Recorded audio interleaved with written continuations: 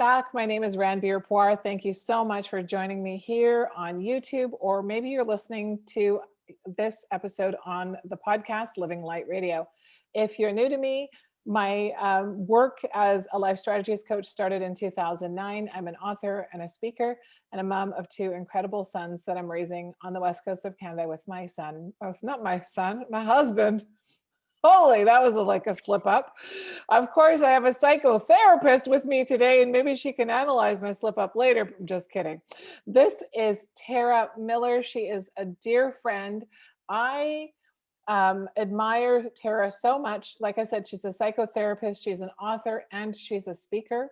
She and I met when we were both speaking at an event in Seattle. We hit it off and we've stayed friends and stayed connected.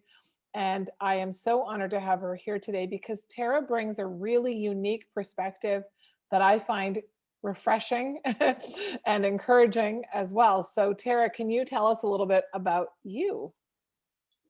I can, and I do. I remember that time in Seattle, and we were both kind of the most realist people in the room and just gravitated to each other. And there was that instant like-mindedness of I recognize you in me, in you, as having that real grounded, let's be raw and real and unafraid to talk about things in that way. So I love that memory because I think that's the best way to meet people. So Yes.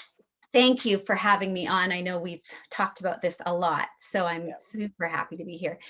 And I'm a psychotherapist. I've been a journalist and an author, a speaker, and I've worn many hats in this life. I came into being a psychotherapist not because I ever wanted to be in the counseling profession, not because I was ever interested in mental health. So it was a different path than where most people feel they come in and they really want to just help people. Yeah. I never had that idea ever in my life. I did all these other careers, and I had a series of very unfortunate / horrific events that happened in a very short period of time in my life. And I couldn't recover. And I had always considered myself very strong, really smart, able to kind of think myself out of anything or talk myself through things. And I couldn't get past what was going on in my life. And I couldn't kind of resolve my own symptoms. And for me, it created this question mark of what's wrong with me that I can't figure this out when I've overcome so much before in my life. Turns out that's a really common pattern. And what it ended up is I was able to find somebody that created this very amazing neuroscience-based modality called self-regulation therapy. I was referred to her by a massage therapist because my shoulder injury wasn't healing, and Mm. she didn't believe it was physical. She thought it was more than that. So I ended up, just by luck and happenstance, finding this person, working through all of the trauma that had happened just before meeting her and during the time that I was with her, and worked with her for about a year.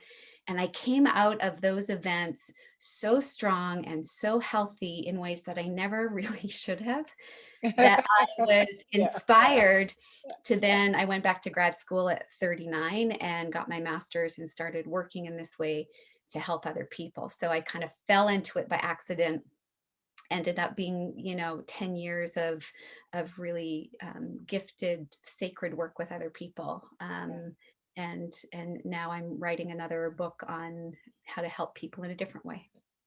Well, tell me about the book, and do you feel comfortable sharing any of those really tough challenges? I I know can. about them. I know about. You do. Yeah, And every time I tell the story, I always miss things because I yeah, forget until I wrote the book and I had to keep inserting, oh yeah, that happened, and then that happened.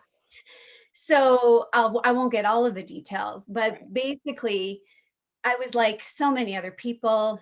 I was married, I had two babies, and then the marriage went sideways, and we got divorced.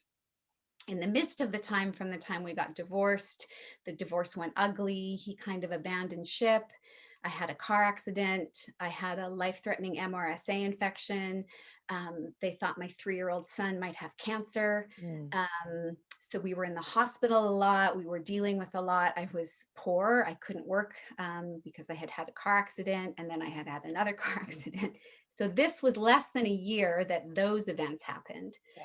And I was just struggling to stay alive. Very weak in body and in spirit.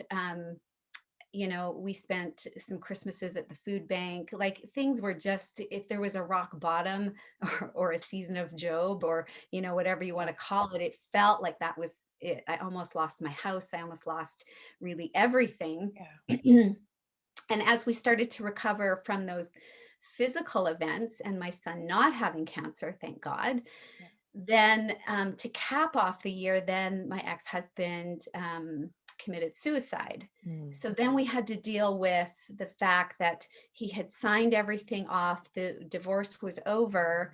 And so nothing was covered by any kind of life insurance because everything had been signed in. And he left us with almost $100,000 in debt at the end of a year that was already full of so much fear and trauma Yeah. and loneliness and despair.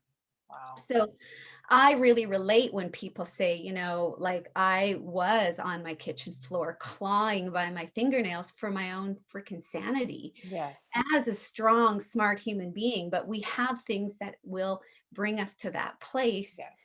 and not knowing how we're going to get out of it, but just praying to get through the end of each day. And then you get to the end of it, and then you get a suicide. So there's another trauma Yeah.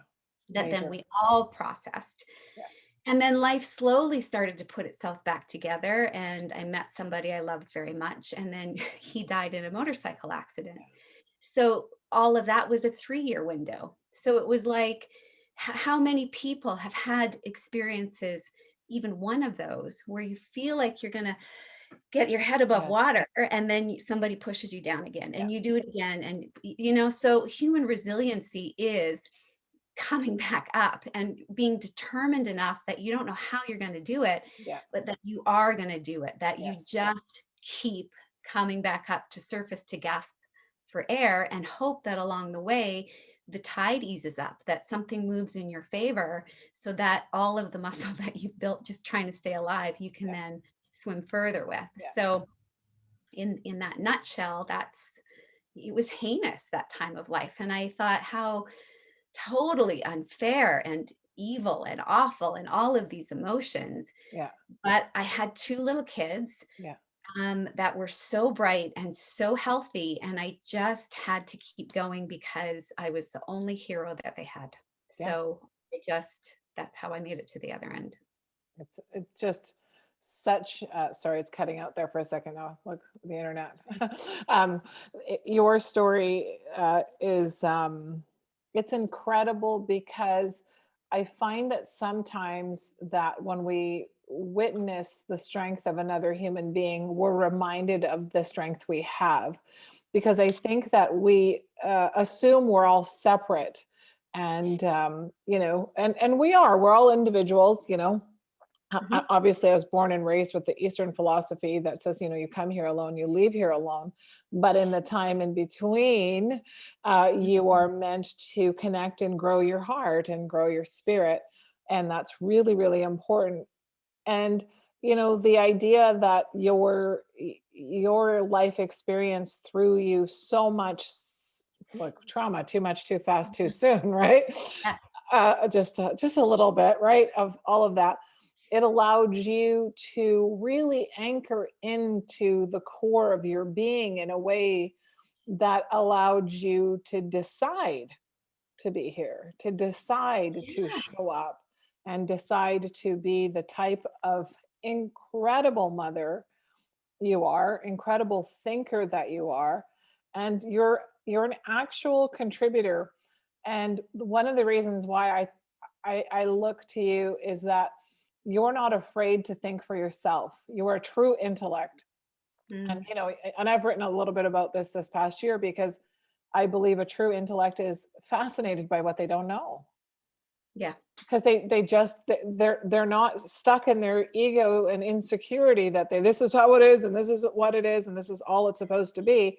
You're Yeah. constantly peeling back layers to get a deeper and better understanding of yourself, of resilience, of your children. Like so I had just had to share that because Thank you. it's quite incredible to me. And You really learn who you are and who you're not and who you want to become when you have nothing left.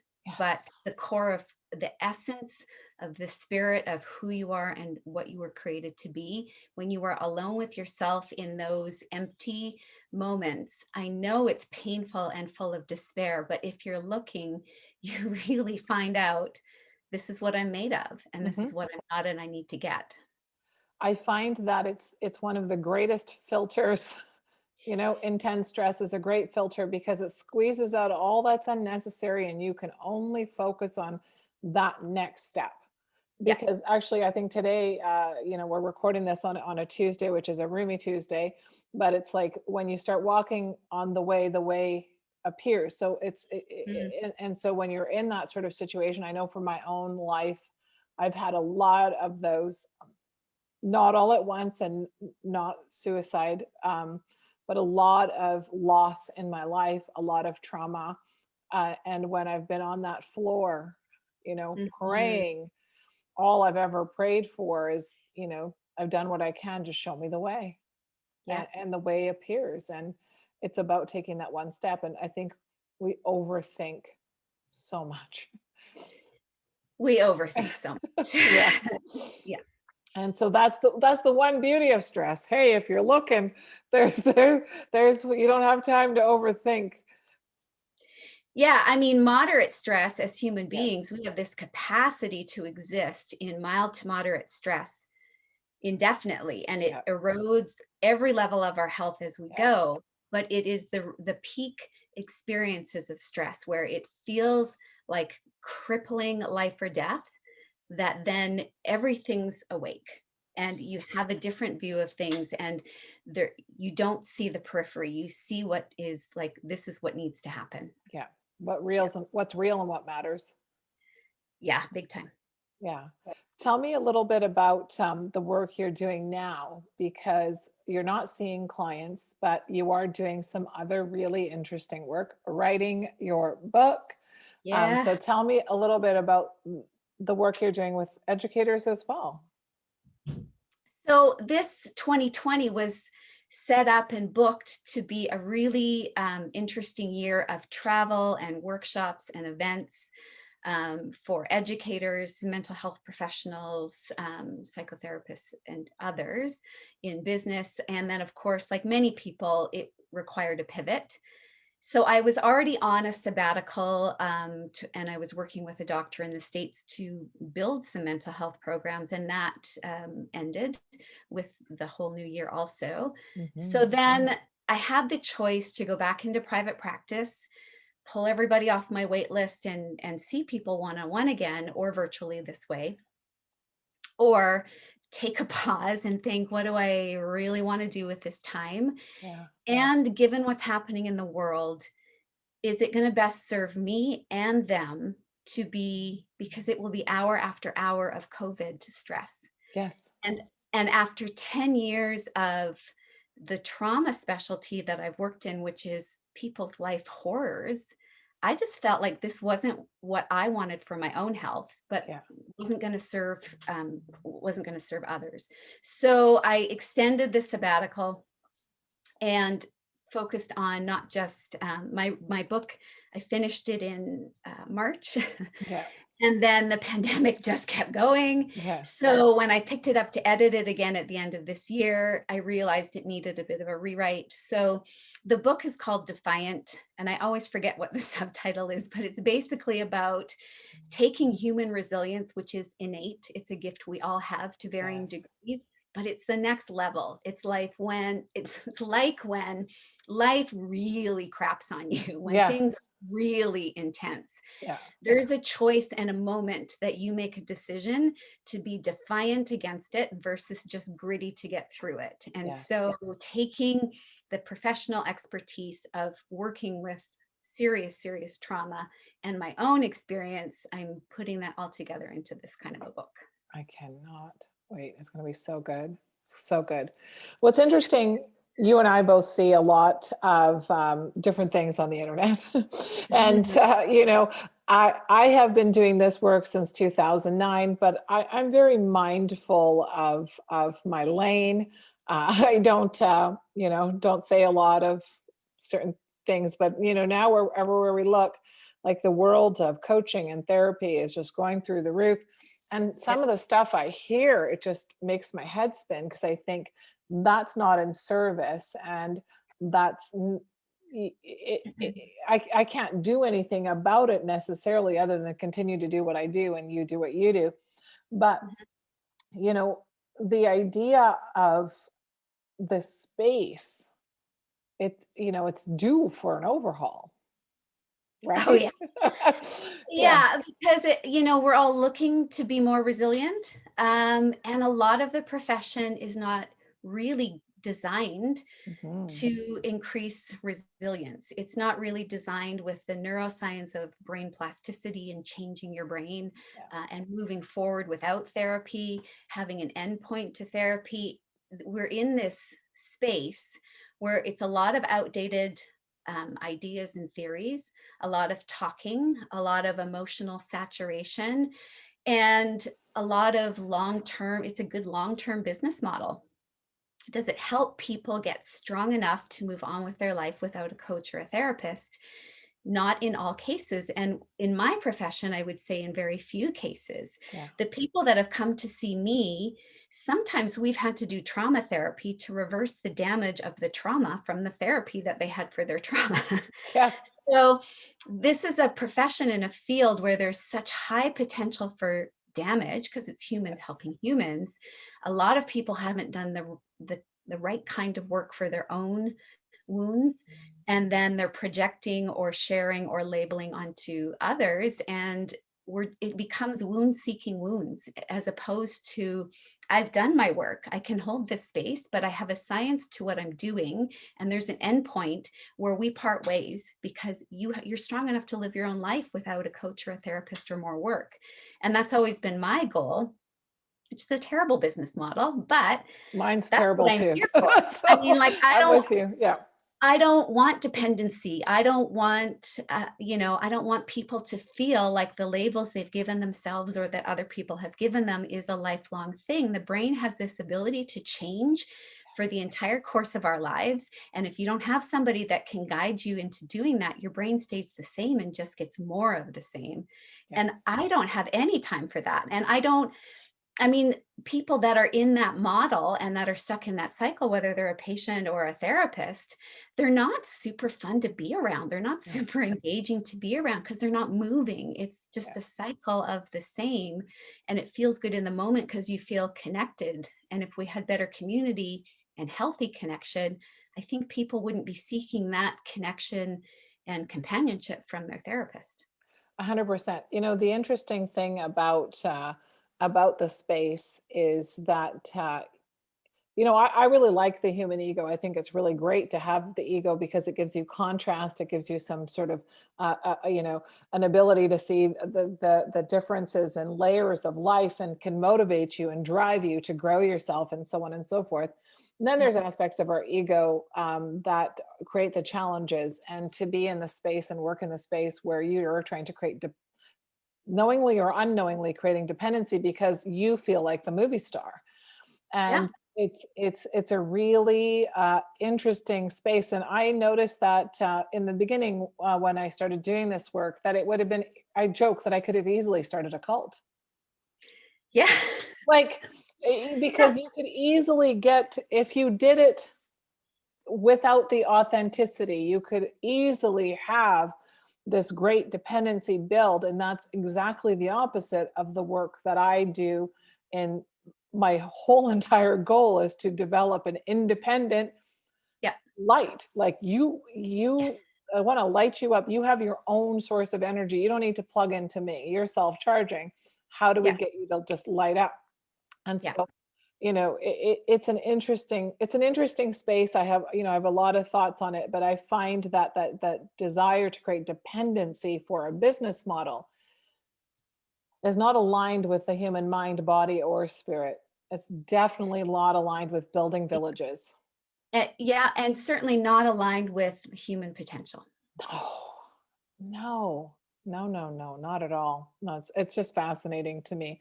Well, I like that we can talk about it openly, so it's all good.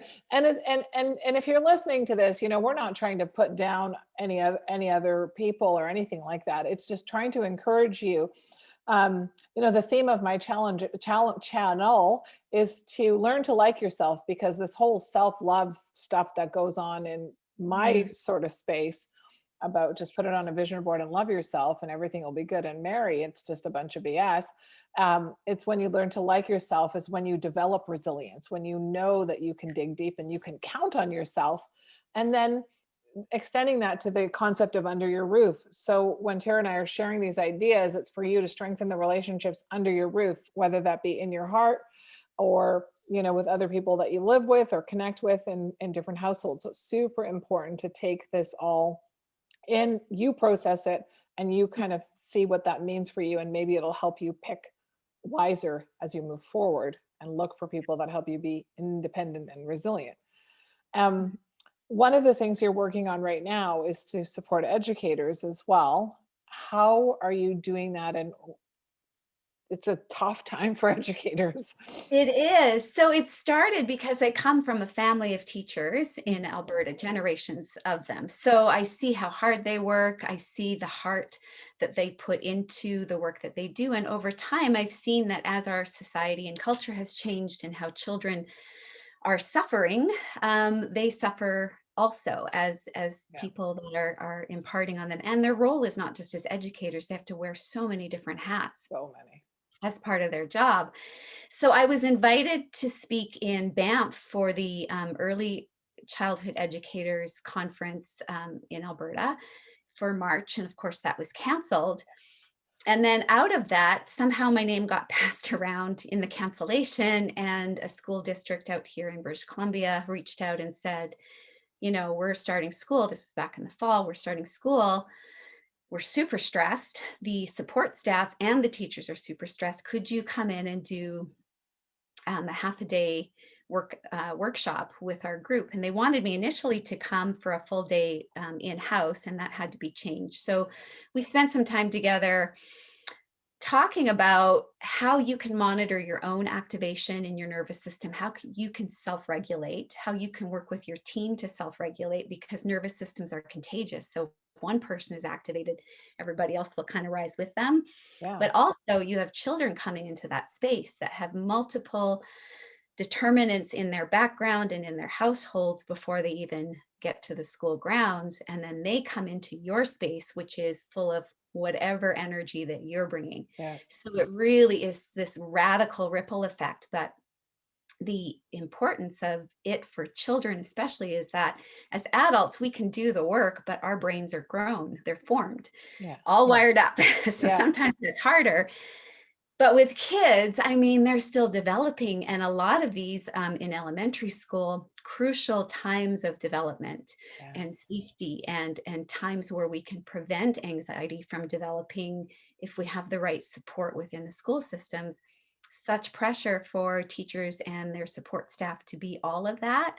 But if they were 1% better, all of them, 1% more regulated, if they knew how to settle their classrooms or bring a different energy into that space by 1%, the Yeah. ripple effect of even that is impressive. So now there's a couple of schools and school districts that then it's just word of mouth have Yeah. said, can you come and talk to us about this? Can you come and do a talk with us about this? Which is really hard when for me, I like to speak on stage, and I'm Yes. moving and I'm walking, and and I can see people and I can know where it's going. And this was 300 black squares because all of Squares. their cameras were off. The And I was squares. just Yeah. For the. pretending I was where I wanted to be, doing what I wanted to do, but it was a different drain to do it virtually, but still good information. I shared the slides after so they could review them, but Yeah. important because everything's virtual right now that we Yeah. have to adapt. But skills that are not being taught for frontline workers, for educators, for many people, in really how to create self-regulated classrooms, how to increase self-regulation in kids, when they're stressed and they approach you, how you can look at them in a different way, like look at Mhm. their nervous system, even without the training, and use a few different techniques that will help settle them instead of just talking all the time. Yeah, there's so much talking. Yeah. Um, what could you give us one technique that maybe we could Mm. try at home safely when you're not driving? I'm trying to think of an example, Like a little plug. like for a kid. Or just an adult. Say if just for an adult is fine too. So 'Cause the best thing that you can do for your own nervous system is get in touch with your physical body, because the language of the nervous system is the felt sense. So we talk a lot, we think a lot. That's all up here. yes. The frontal lobes are the last part of the brain to develop and the last part of the brain to get any information. Your activation is coming from your brainstem, from an overcooked limbic system.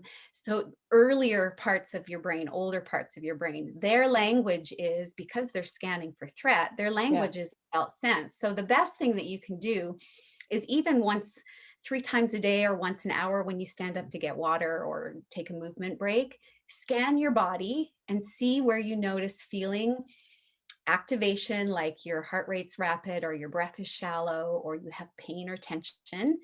And then the brain's going to want to stay there because it's uncomfortable, because that's what it does. Yeah. So you want to leave there and you want to do another elevator scan and find out where you feel relatively more comfortable. So you Yeah. just scan your body through a day. It's so easy. It's like, yeah, I'm feeling a little whatever here. And instead of thinking why, putting meaning to it, kind of putting it through the hamster in a wheel cycle, Yeah. who cares why? It's just where your body's holding whatever it is. It doesn't Yeah. even matter.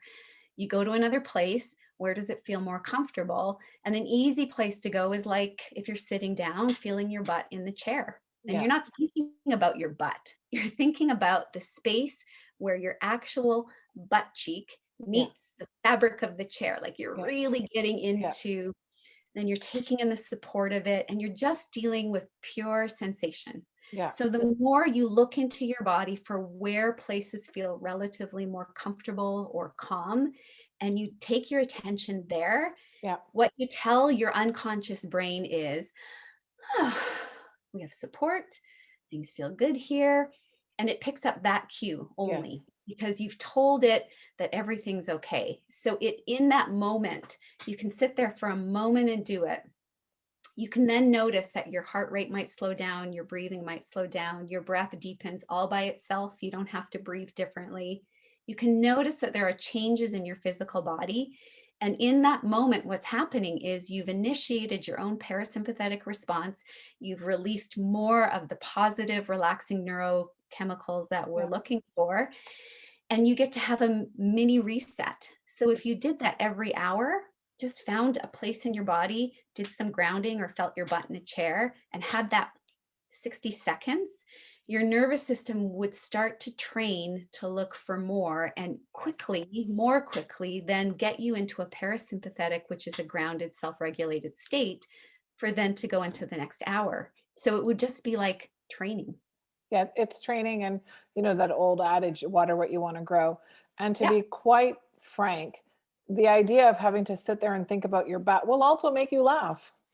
like, like Depending on what you feel about your butt, it will. well, no, I meant like just like, oh, like if you want to laugh and someone says, "What are you doing?" Well, I'm thinking about my butt being comfortable in this chair. Like you could have a good laugh there too, right? Yep. And so don't forget to don't be. I feel like people are so serious, and there's the. If you're listening, Tara just threw her head back in agreement with me, because you can't see that on the podcast. But people take themselves so seriously, and so enjoy this Yeah. process that Tara described. If you do that exercise, really enjoy it. Try to put a smile on your face as you connect with that small descriptor she gave, because it's super important not to take yourself so Seriously. And not to overthink. A lot of the Yeah. things we can do to regulate, it's not going to fix all your problems. It's going to regulate in a minute. It's going to just Yes. take you down 10%. Well, then Yeah. you're 10% better. But, Yeah. finding a spot in your body that feels good or grounding somewhere, noticing where your breath moves easily all by itself, as opposed to trying to force yourself to take deep breaths or count Yes. or, and then visualizing. I have my butt in the chair and my mind in on a Maui beach Yeah. regularly throughout the day. Yes. And I don't let a day end until I have found something that makes me throw my head back and laugh out loud. Yes. Because if I don't do that intentionally as a practice, like these other things, which are Yeah. really simple things. So, I mean, laughter, it stimulates everything, right? It Yeah. releases all the good chemicals, it helps for your hormones, it does the vagal nerve stimulation, all that stuff. But it also, life is super great and serious. And like, there's so much despair right now. Yes. You'll be amazed if you go to 8 o'clock and you search on YouTube until you find something that makes you actually laugh out loud. Yeah. You have a moment where you go, I haven't laughed all day. And then you have awareness, and then you Yeah. start seeking opportunities to then course Yes. correct. So a lot of the stuff is just awareness. We bring it to Yes. awareness, and then you can fix it yourself. Yes. And you just need like one little nudge. So don't go to bed until you've laughed out loud. Yeah. And then you realize, you make it a habit. You set a reminder so that you are making yourself laugh. I think a lot of times we think that this life is just supposed to be we just go with the flow naturally and everything will be okay.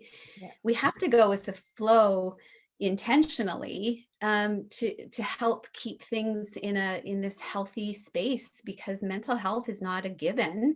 It No. is not passive. It is something that you have to work for, you have to fight for.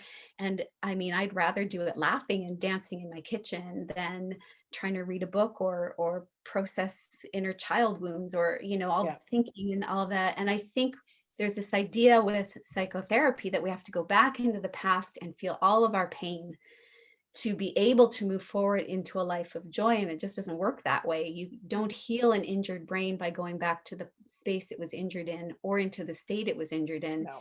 You change the state, you create a new identity for yourself and new habits to support that. And you'll actually change your brain to get to that place.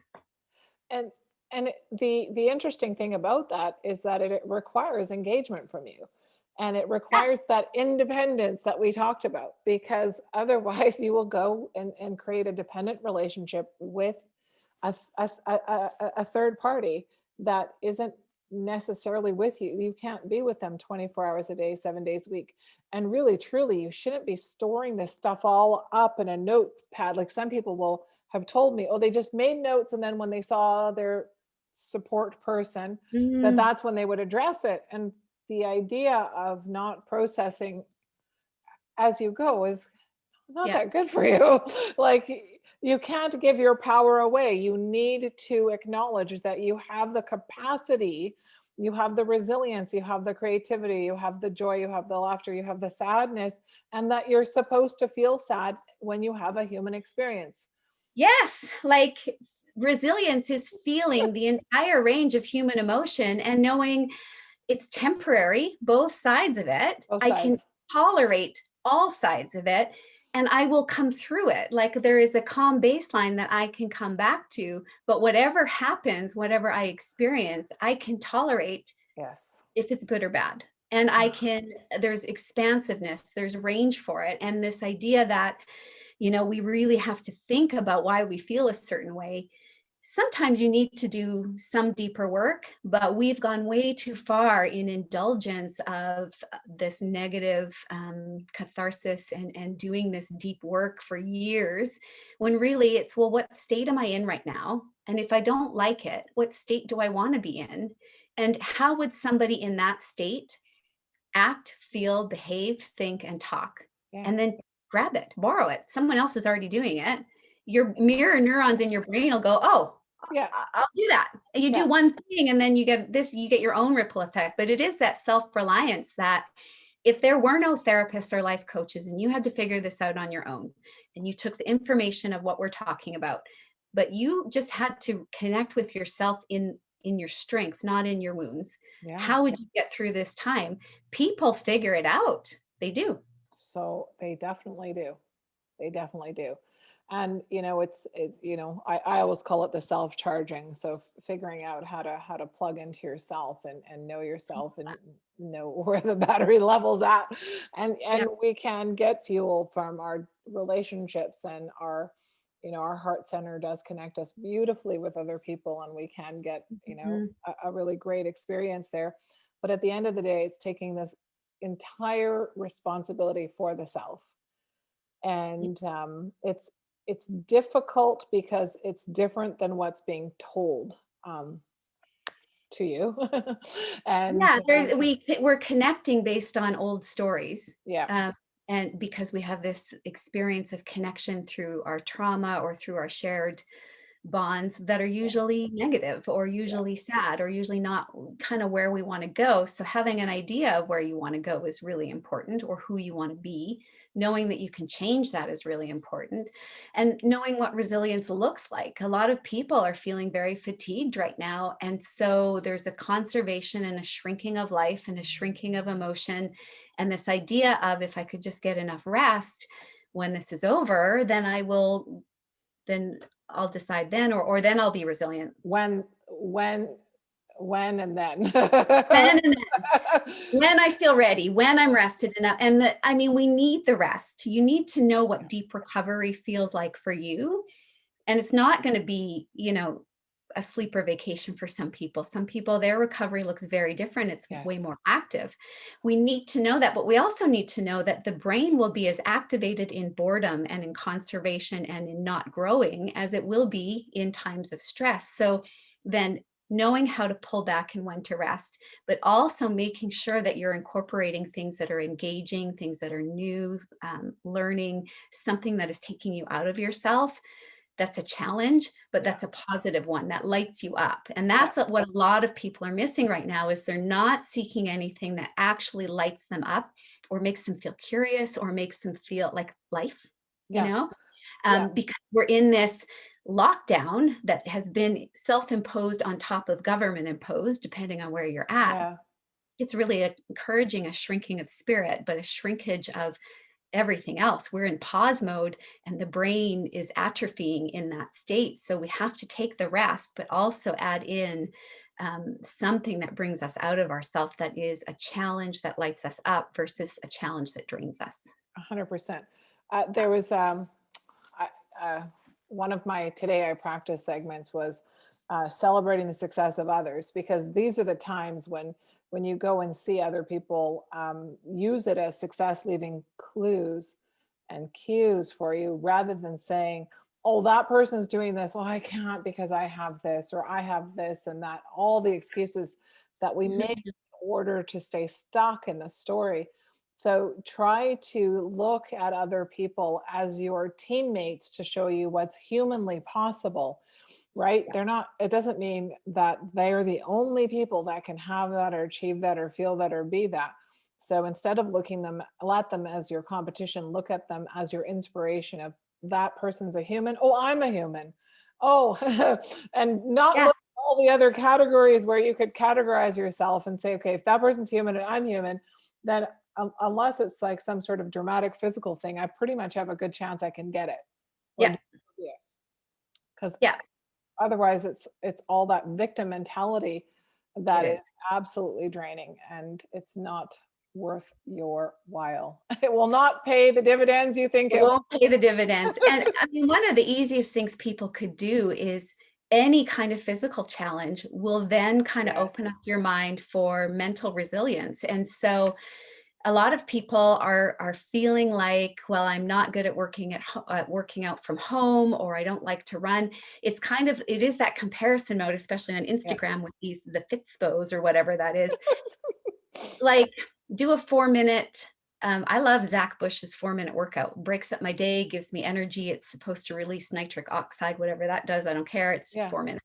Yeah. Um, 10 squats, or, Yes. like one song to dance to. It's one thing. It's like Just one thing. whatever your average is, if you want to change that, you just raise it by, it's the 1% rule that Yeah. a lot of people are talking about. It doesn't have to be, I need to start this massive challenge and do it perfectly or I'm derailed, but you do, especially right now, need to be doing something physical, because the fastest way to change your mental state is through your physical body. So Yes. 10 jumping jacks once a day. I mean, most people can do that. You could do 50, you can Yeah. set your own number, but it's again, how do I design my own life? Because I don't need someone else to tell me how to do this. I think the reliance piece comes in with, we lose our own creativity and knowing of, this is what I like to do. This is how I could set up my own challenge. I could Yeah. sit down and set up my own challenge. I don't need someone else to tell me what I should be doing for the next 30 days. I just know I need to move. So Yeah. I'll pick my way and I'll do 1% and then I'll increase on that. And then I've built my own successes. Then I have my own victories. Then it's not somebody else's stuff anyway. It's not. And one of the things that works well for my clients, is that we just try to work in the 24-hour compartment. So don't plan Mhm. 3 days out or 6 days out. I have to eat this 6 days out. Just plan, at the end of the day or the beginning of the day, just sort of plan your activity for that day. And the cool thing about working in that 24-hour compartment is that you leave feeling successful and then you build Yeah. your success mindset, because then oh, I can, when you sit down, or you before the end of the day when you're planning, you kind of know what's on your schedule the next day. There's Mhm. not this, oh, 4 days out, I forgot I had this appointment. Yeah. Tend to review and know. So set yourself up for success. Be Every day. responsible to yourself in that 24 hours. That's Yeah. all you need to focus on. Whether it be, what are you going to eat in that 24 hours? If that's what you're focusing on, Mhm. maybe you're going to move this much in this 24 hours, and make your own program that way, because it's so much easier to control what happens. And it doesn't have to be 24 hours because you're sleeping for a third of it anyway. So, Yeah. your 12, 14-hour segment, try to break it into small bite-sized pieces so you win, you Yeah. know, so you feel like you win Like, rather than, what do I need in this moment? And then I'm going to give it to myself. yeah, And what do I need to get to the next day? And then I'm yeah, going to set myself up for it. I mean, yeah, it's become complicated, but they're easy questions. And easy. you just make it no excuses. I mean, if the way to heal developmental rupture is to really to take care of yourself impeccably in this moment, not to go back to when you were neglected, No, you do it in this moment. And when people say, well, I feel guilty if I take this time for myself, well, then you will always feel the way that you feel right now. And if that's good enough for you and the witnesses of your life, totally stay with it. But if yeah, it's not good enough for you, guilt is a useless emotion unless it's preventing it, because it's supposed to be a retrospective. I feel yeah. guilty because I, Just to change retrospective, and I'm going to break that down for some of the yeah, listeners.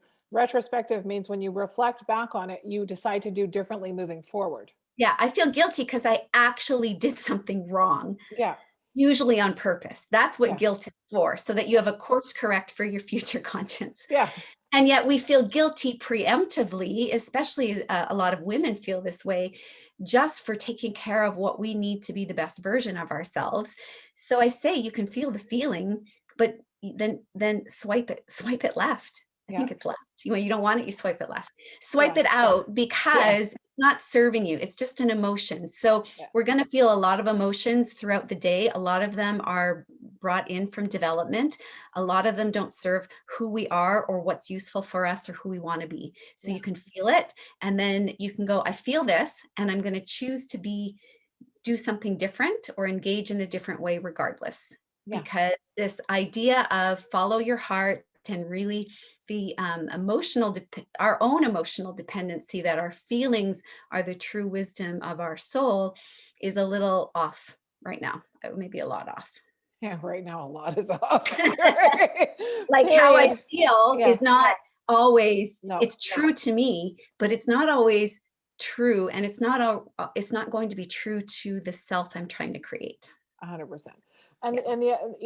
the reminder of that statement is, if you want a quick example, when you think about what you're feeling isn't always true, that when two people are in an argument, both of them, Yeah. you're arguing about the exact same thing or incident, but you're going to have two truths come out of that. So what is true and Yeah. what's not true is, And the flag Debatable. planting, which is, this is what happened. No, this is what happened. Yeah. Same with car accidents, same with, I mean, our, our perception, we call it our truth and it's true to us in Yeah. the moment, but we Yeah. have to understand how many filters it actually passes through.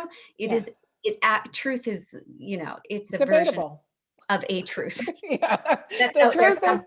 yeah, exactly. So Mhm. try to take these resources and tips and ideas and conversation that Tara and I've had today. We're both very similar in the sense that we're really, really passionate about you being the strongest version of you and your individuality. Yeah. But also in that sort of no excuses. I think we're the type of people that believe in putting your feet to the fire when you need and holding your hand when you need. Like, so there's compassion, but there's also that real drive to get unstuck because it's only hurting you. Yeah. You are paying for something that doesn't need to be paid for. It's a high interest loan you need to check out of. So Yeah. it's time to make some changes. And I am going to share Tara's links and link to her site and her Instagram below, so you know how to reach out if you're an educator or you would like to book her for a speaking event or a workshop of sorts. You can always do that in the links below. You can reach out to me if you can't find it, and I will direct you to her. Is there anything you'd like to leave us with today? Because it's been such an honor having you here. I'm so excited. I can't wait to share this with everybody. But what would you like to leave us with? Well, I mean, resilience is my passion because what I know about the science of the brain. So I know it's out there for everyone. There is improvement out there for everyone. So wherever you feel like has been your externally imposed or self-imposed end of potential, it's not true. And so what I love most about what I've done and what I continue to do is that I believe in the best of you. I believe that you are capable of far more than you even see or believe in yourself. And so any work that I do and any work that most professionals coming into this space now should be doing is saying, let's get you to a place where you don't need me. Let's Yes. show you the best version of yourself, the strength that you forgot that you even had, so that you don't have to go through some of these horrific events that some of us have gone through to really get to that core. How could you find out what you're really made of now so that you can move forward in your life and be done with this once and for all? Because nobody needs to be stuck in their pain for as long as people are staying in their pain. So the resilience piece of it, the changing your brain piece of it, the knowing that you're capable and that you deserve way more than you have in this moment is what I'm ridiculously passionate about, because I believe it's so accessible, and it's such an unknown that it's so accessible. Amazing. I'm so grateful for you, for your time, for everything that you do for this space. And I obviously can't wait to read the book. And I'm just really, really grateful. I'm lost for words at the moment because I feel like it's so important for us to be able to really tune into how vital this message is of resilience and how vital it is to lock into who you are at your true essence, your true being, because you are quite an incredible creation. And I will leave it at that. And if you have any questions for Tara, you can leave them below, and if I can direct them to her. And if you have anything else, like I said, you can reach out to her by the links below the video. And I appreciate you tuning in today. Thank you so much, and I'll see you next time.